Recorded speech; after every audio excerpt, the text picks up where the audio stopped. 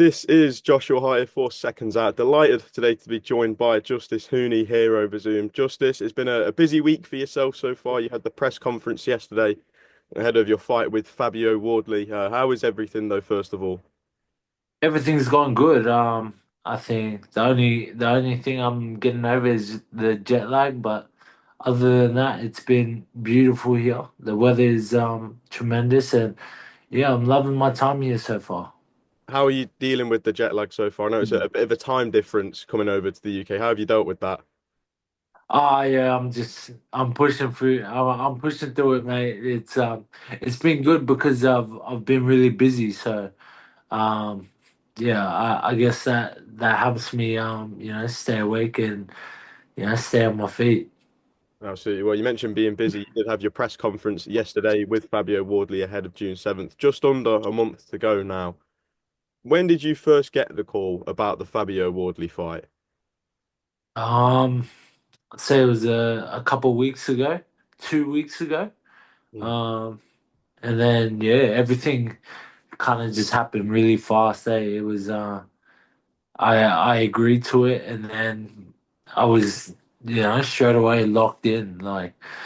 And now it's like only 4 weeks away. So I took on this fight with 5 weeks notice, and I'm looking forward to it, man. It's a challenge. It's gonna be a tough challenge, but um, it's a challenge I think I can overcome, and I have full confidence in and belief in myself. So I'm gonna back myself to get this job done.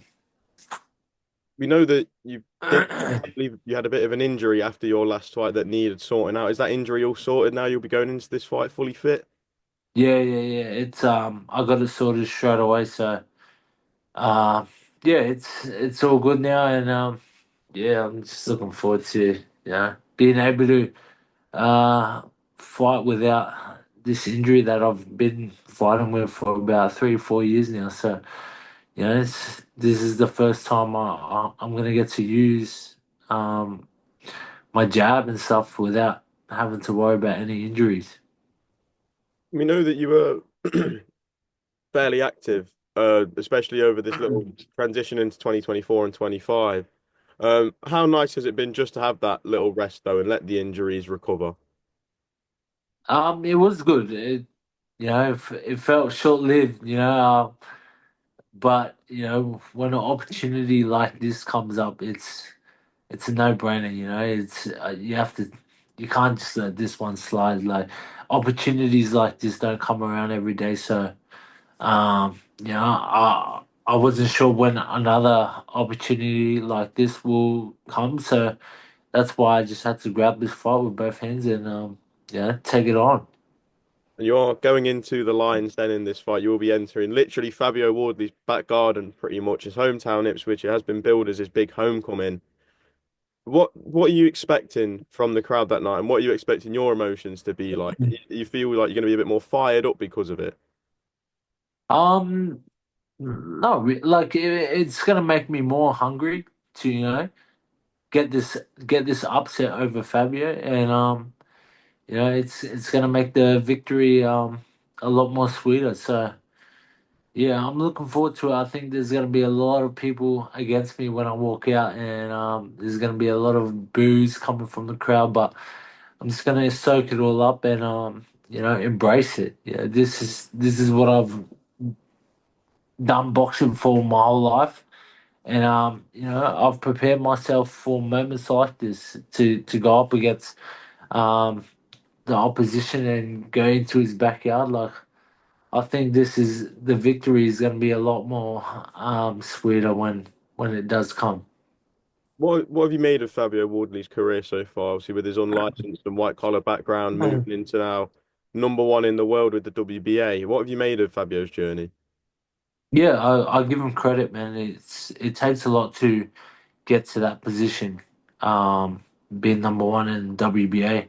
I know because it's taken a lot for me to get to the number one in the WBO, and you don't just get there by fighting bums. Like, you have to fight very credible opponents to get to that position. So he's done well. I feel like we were both gonna cross paths at some time in our career, so what better time than to do it now? And what was the reason for for taking this fight? Obviously, with you being a WBO number one rated contender, a world title shot or a shot at an interim world title was probably imminent. Now, obviously, going down the WBA route, was it just simply the stage, the occasion? Is that what lured you into this fight?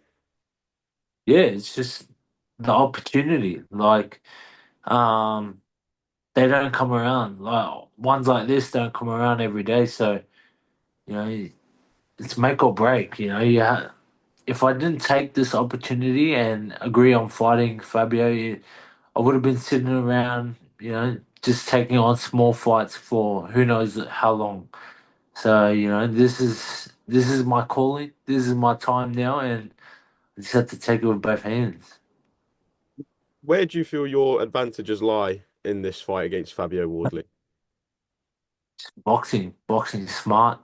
And not try not to get caught up in his fight by standing there, going toe to toe, making it a 50-50 fight where he can land that big punch. He carries a lot of power, and he's shown that in all of his fights so far. So, I've got to take that advantage away from him, and you know, bring him into my fight.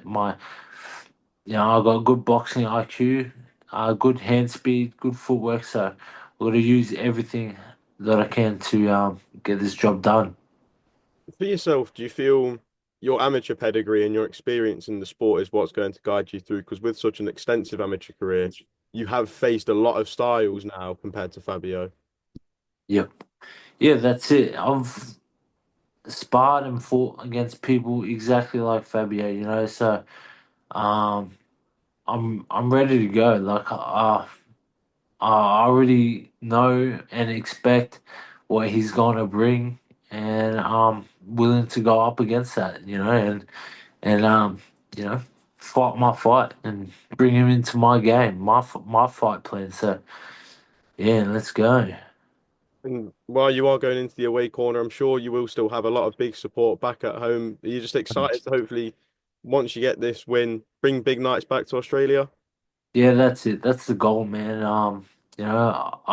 As much as I love fighting on the road and going overseas and fighting in front of new eyes, in front of new crowds, it's always good to go back home and bring big fights back to Australia. So that's what I'm hoping for, and if I can, then I'll 100% be taking big fights back to Australia.